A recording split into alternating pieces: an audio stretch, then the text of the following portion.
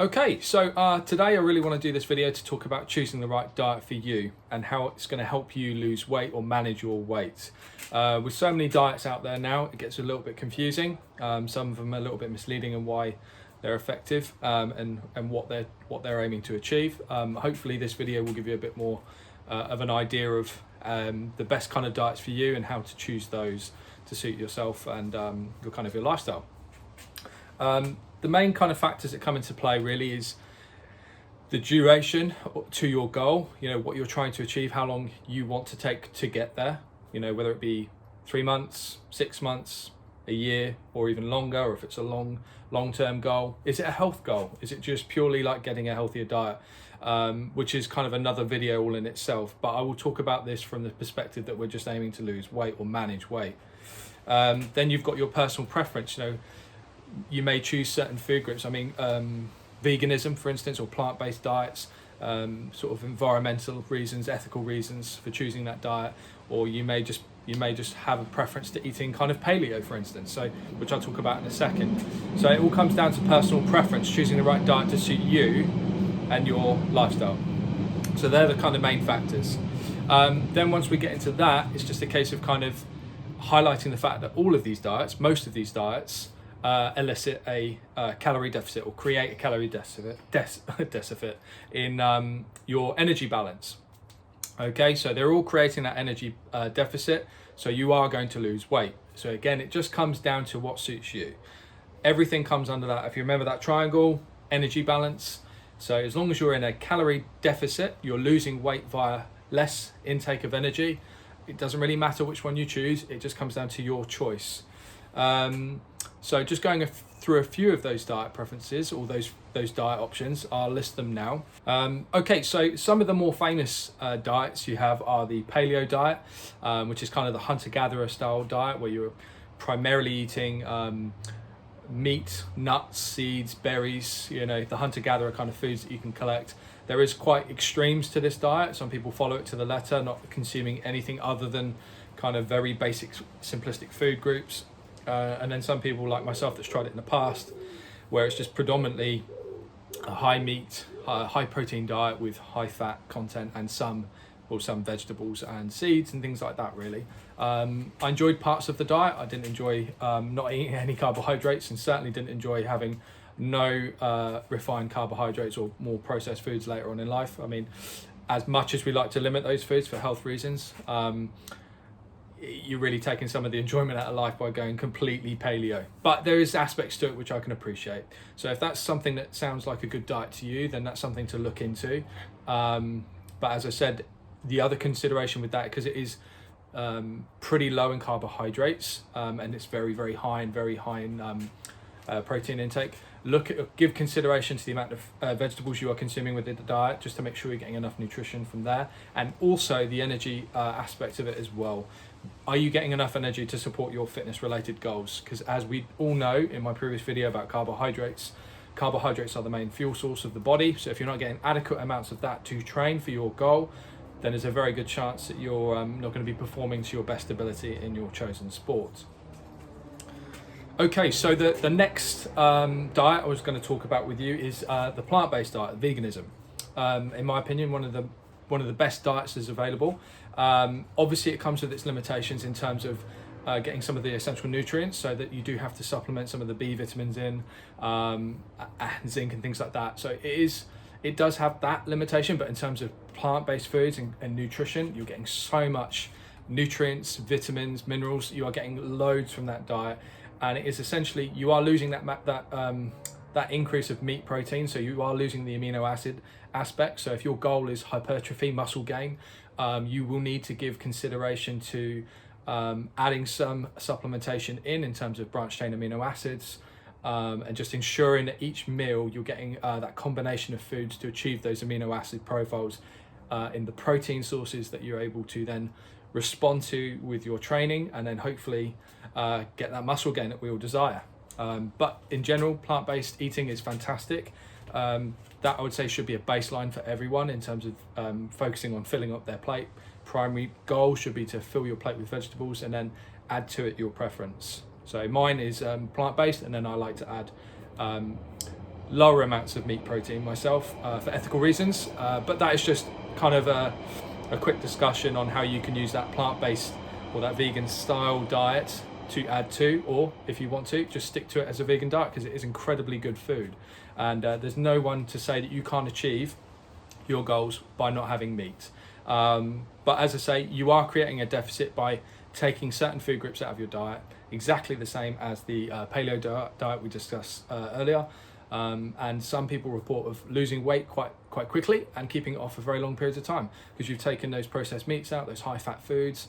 And then obviously, not going into too much detail, the huge benefits to your general health and well-being from going vegan or plant-based is massive, absolutely massive. So that's veganism or plant-based dieting. So that is an option. And if that aligns with what you perceive as important or what suits your lifestyle, then that is the diet for you. Okay, so the next diet I'm going to talk about is the low carb diet. I think we've all probably done this one at one time or another. It's very easy, it's very flexible. I like to use this one in and out of my lifestyle generally.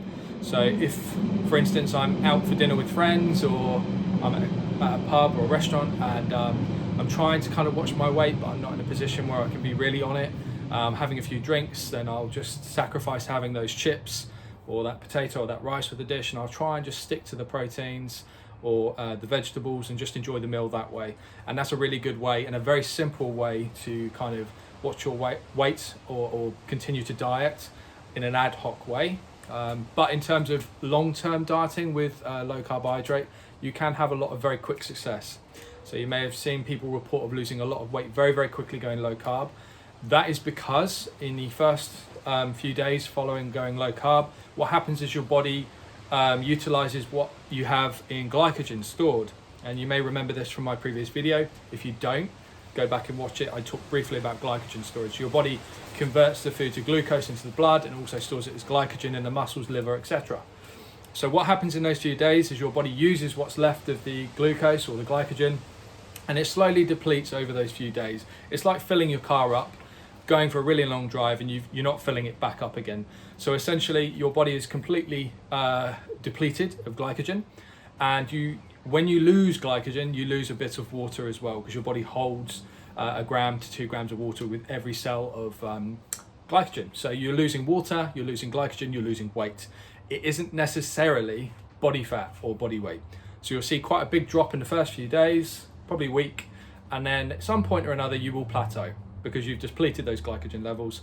And if you're not in a calorie deficit, which sometimes happens, people start to compensate. So you've taken the carbs out, you start replacing with a bit more meat or a bit more fat, so you eat a few more handfuls of nuts, and before you know it, your calories creep back up and you start to gain the weight back, or you just plateau and you don't lose any more weight.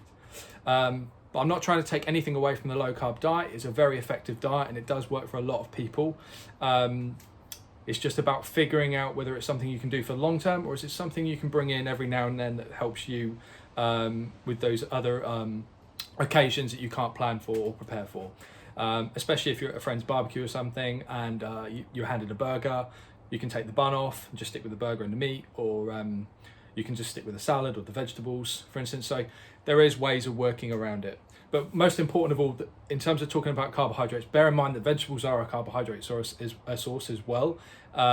So you are essentially just focusing on the more starchier kind of carbohydrates, those potatoes, those rices, those pastas, those things like that. They're a little more quite calorie dense in comparison to plant-based or green vegetables, etc. So that covers that diet.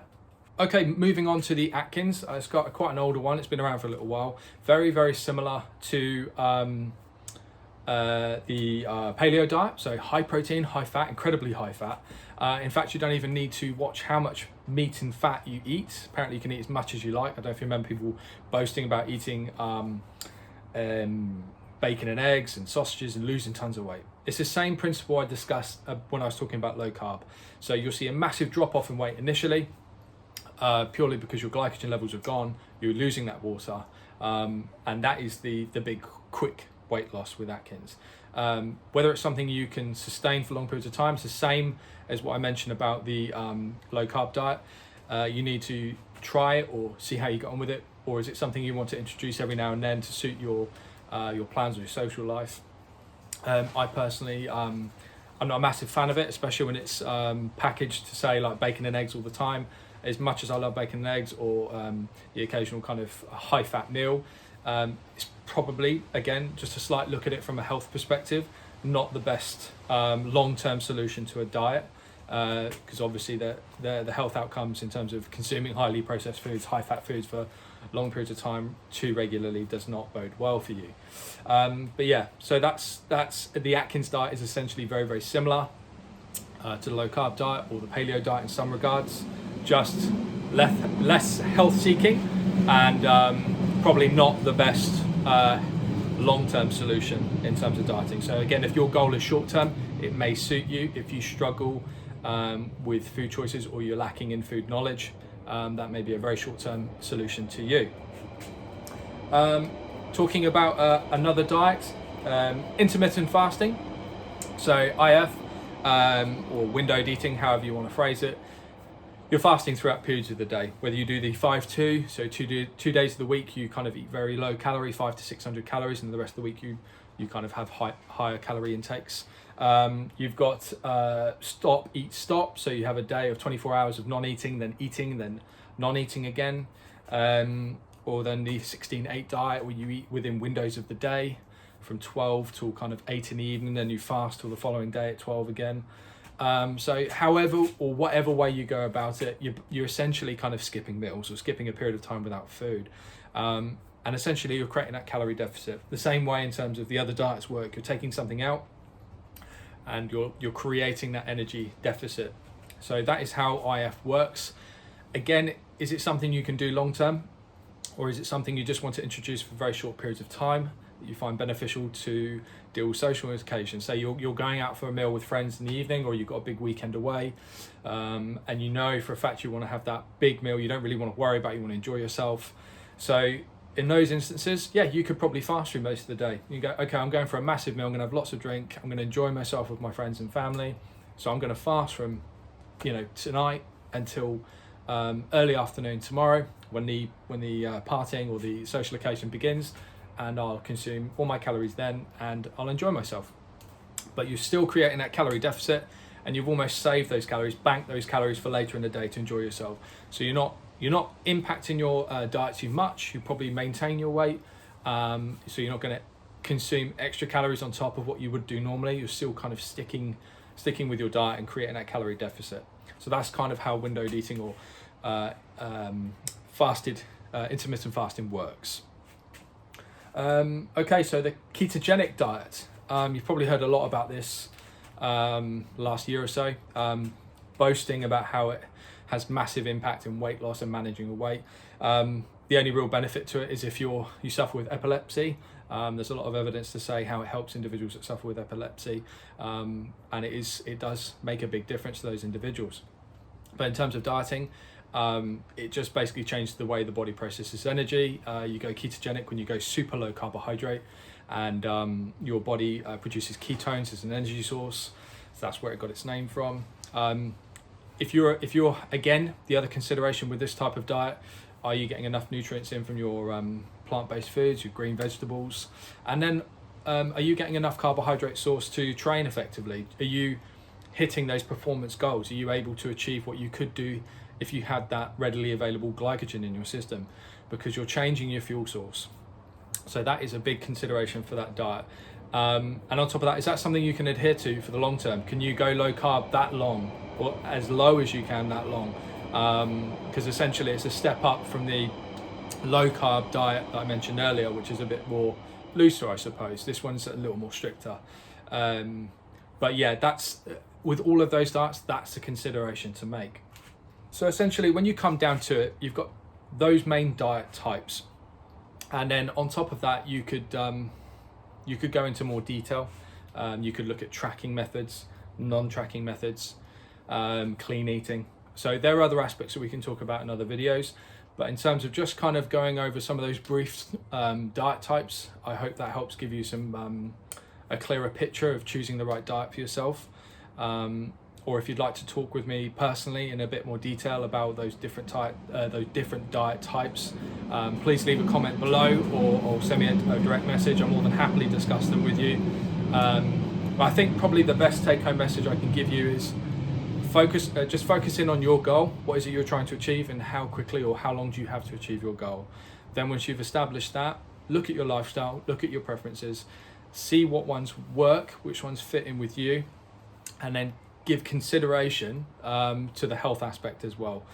Is that going to help you towards your goal? Yes. Is it going to keep me healthy on pursuit of that goal? But as I said, guys, if you've got any questions about any of this, please fire them to me. Please leave a comment. I'll more than happily get back to you about them, and hopefully help you sort out kind of what diet suits you and your lifestyle, even if it is just maintaining your weight, not necessarily losing weight. And that's it. Anyway, hope I see you all soon, and yeah, catch up next week.